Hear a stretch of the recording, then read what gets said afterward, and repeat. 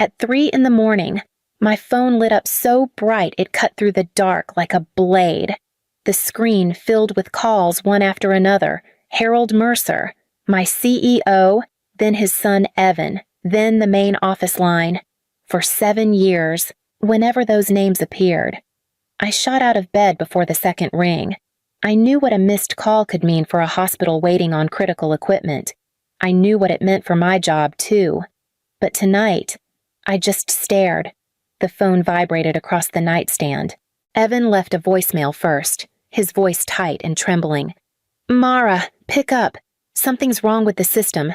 Dad says you know what to do." Then Harold's voice came through on the next one. "Mara, if you hear this, call me back immediately. It is urgent. Urgent." That word used to own me. My daughter shifted from her room, the soft sound of sheets brushing together. For a moment, habit tugged at me, the old instinct to get up, open the laptop, and spend the next 3 hours cleaning up another mistake I did not make.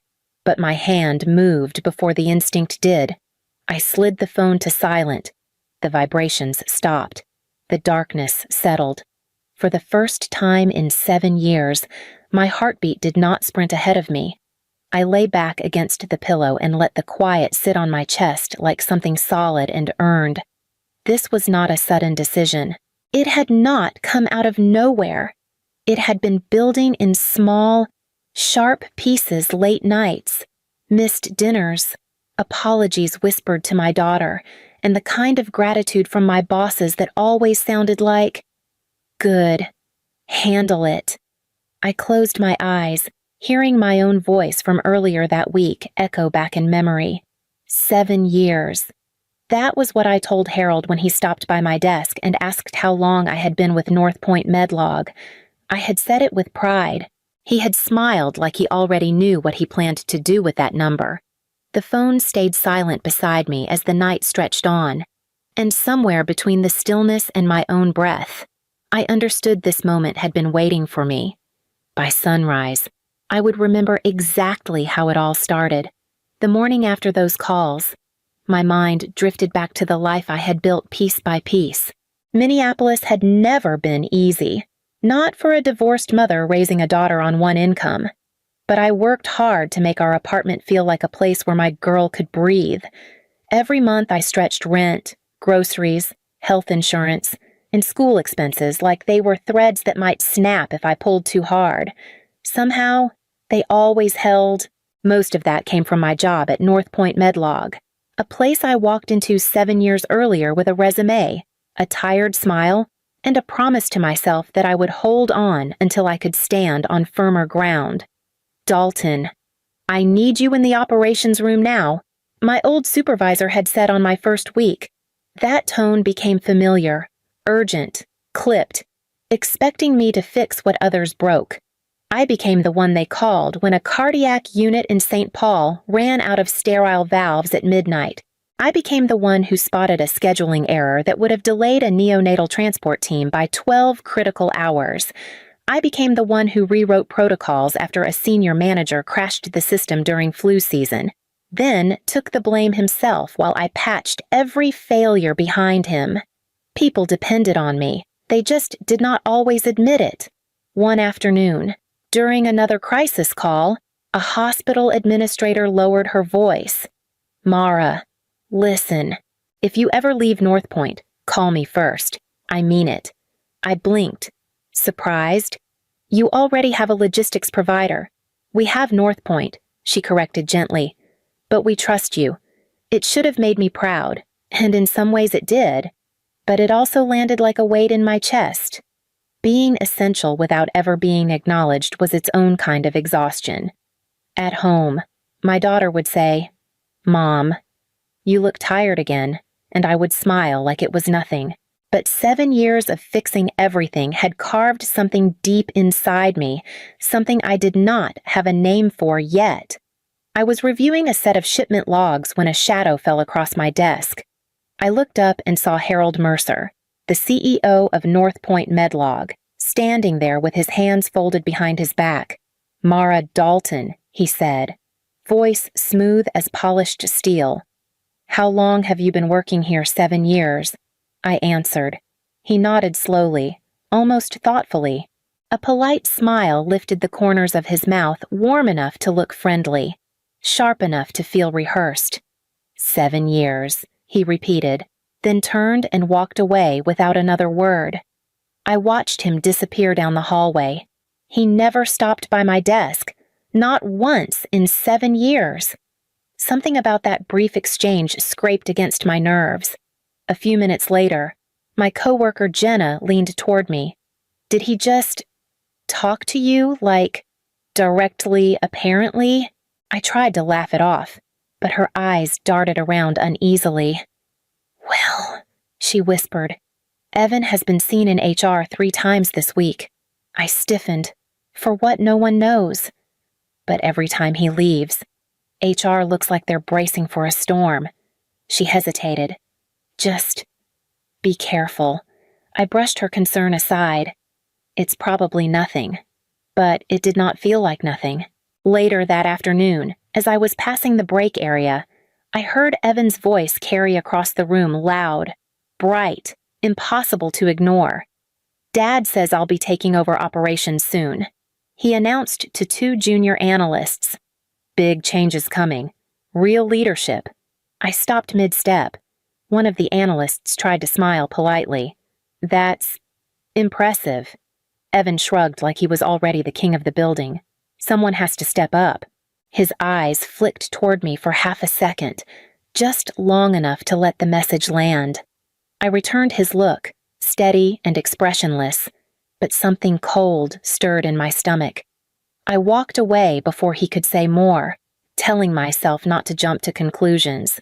I wanted to believe that effort mattered, that fairness still existed, but Harold Mercer's smile from that morning kept replaying in my mind, and each time it did, it felt less like recognition and more like a warning. The next morning, my phone buzzed before I even reached the office. A subject line flashed across the screen. "Congratulations on your promotion." I stopped walking. Promotions at North Point Medlog were never sudden, never unannounced, never sent by email before a conversation.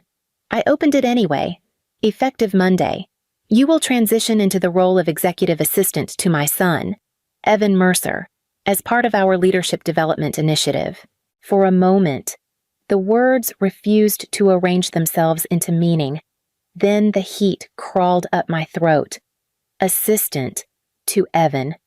A second email arrived immediately after this time from HR.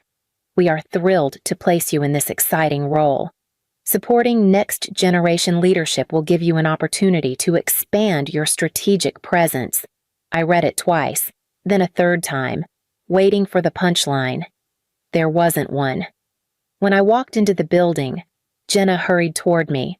"Mara, I heard something weird. I got a promotion," I said flatly. Her face fell. A real one. I didn't answer. I didn't need to. Before she could say more, Evan appeared at the end of the aisle, wearing a grin that made my stomach tighten. He strolled toward my desk like he had practiced the walk. "So," he said, tapping a finger on my monitor. "Big news. Right." I kept my voice even. "News. Yes. Well, since you'll be handling my calendar," he continued, "I need you to block out tomorrow morning for a leadership brunch. And go ahead and cancel my meeting with operations." "I do not need that one." I stared at him.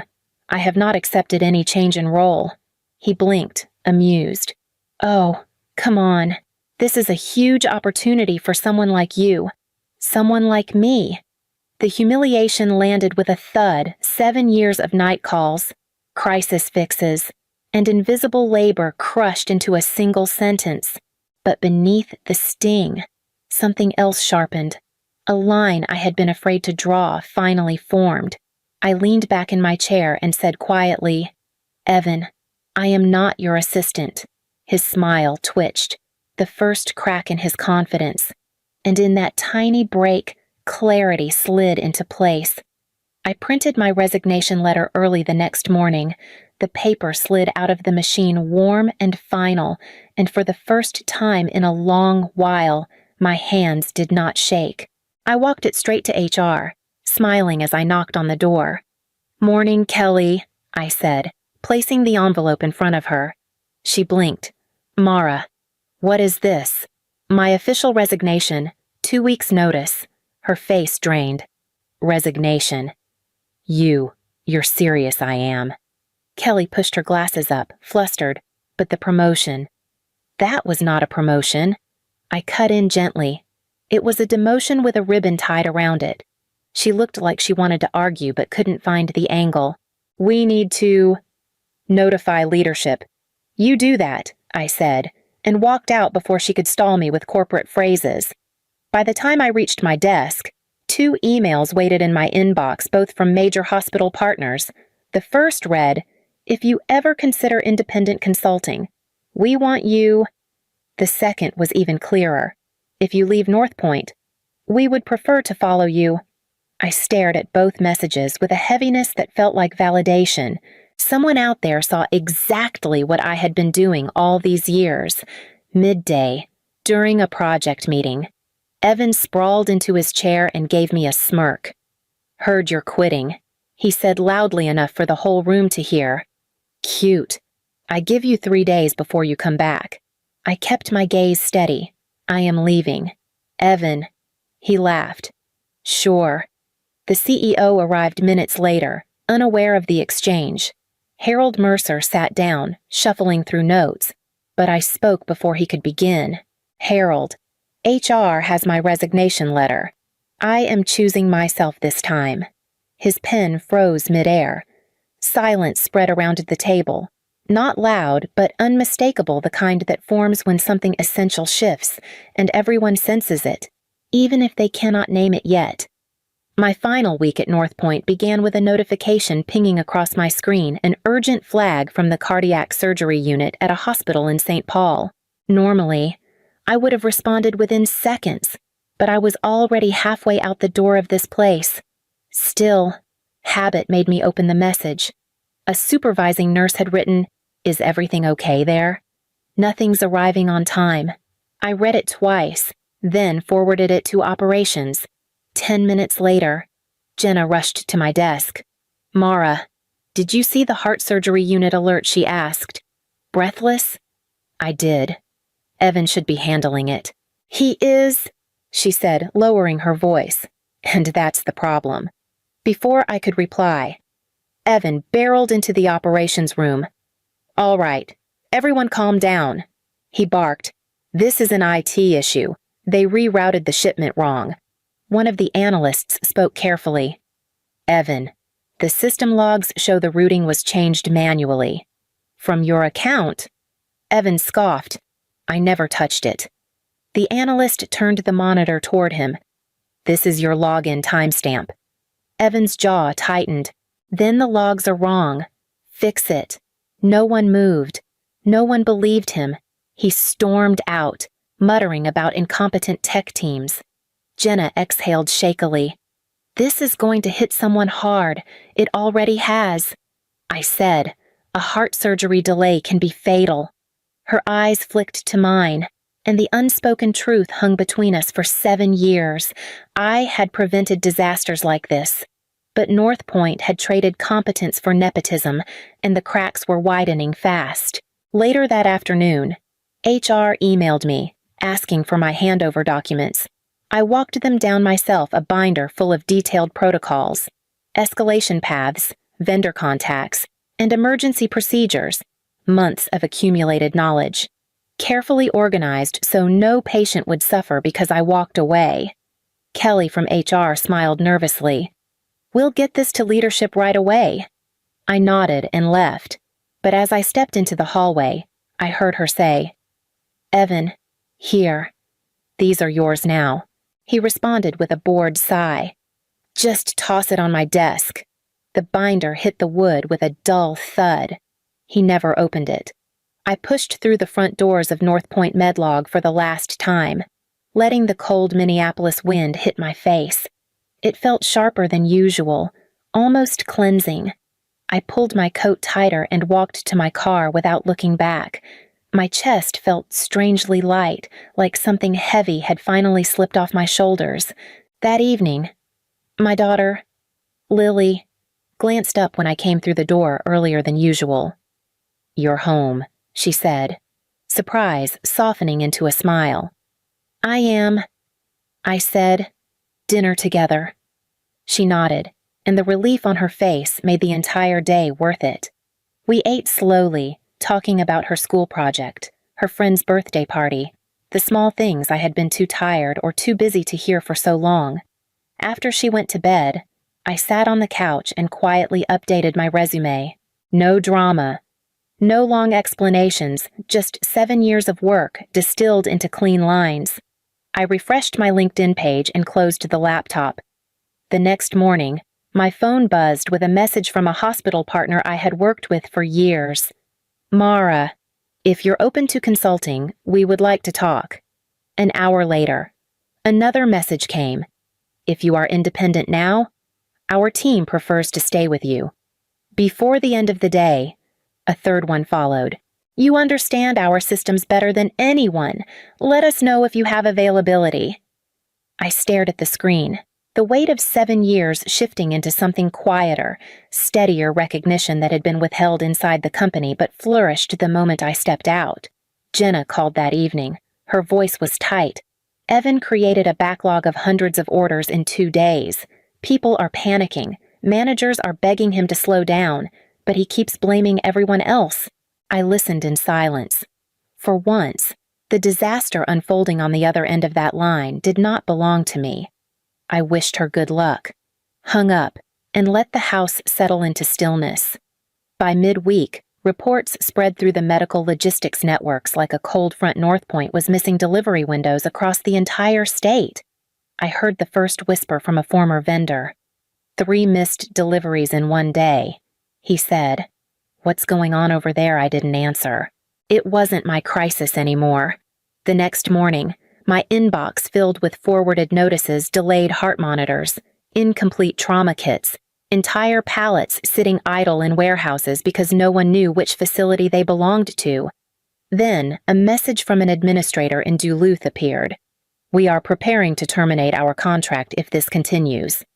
I read it in silence, the weight of the words heavy but no longer mine to carry. That afternoon, my phone rang again, an unfamiliar number. I picked up, and a familiar voice greeted me.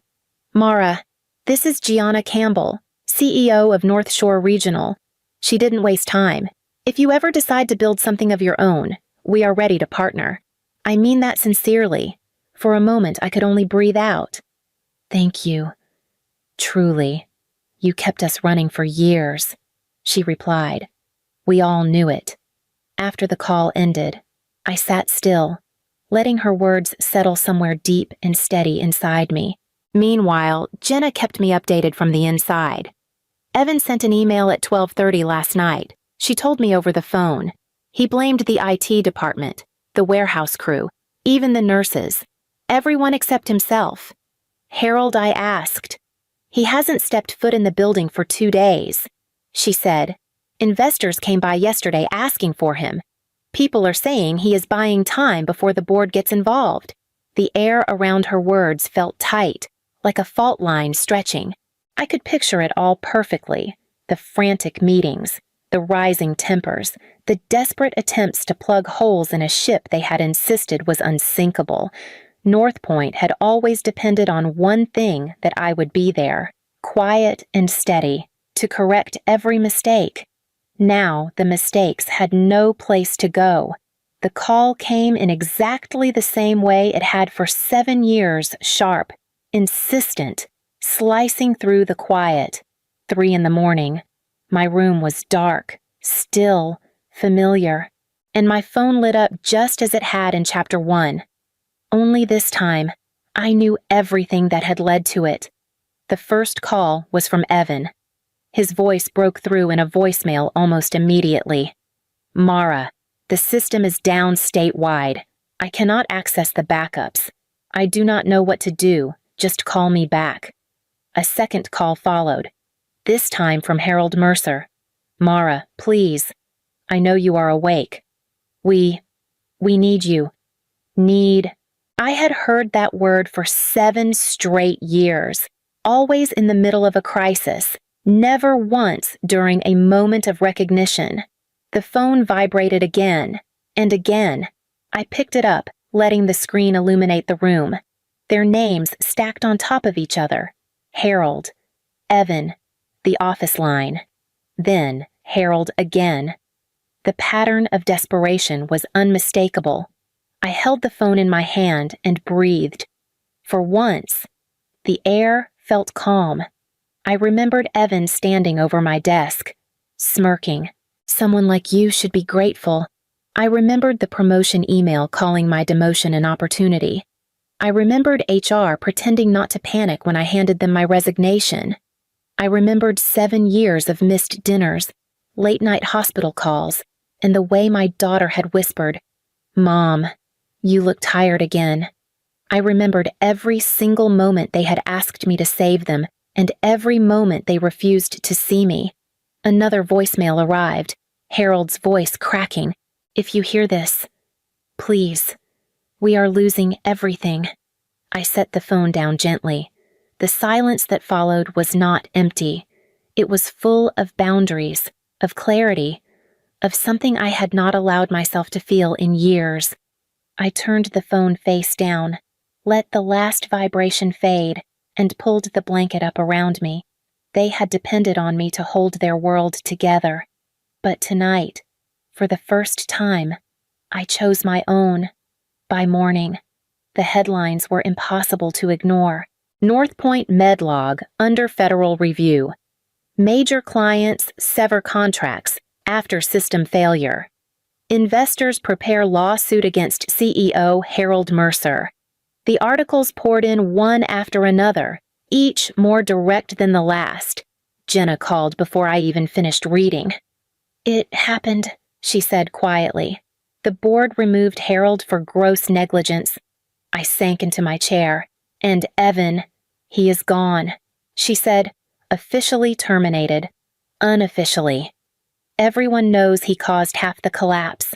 He tried to blame IT again during the audit. It did not work this time." My laptop buzzed with new messages.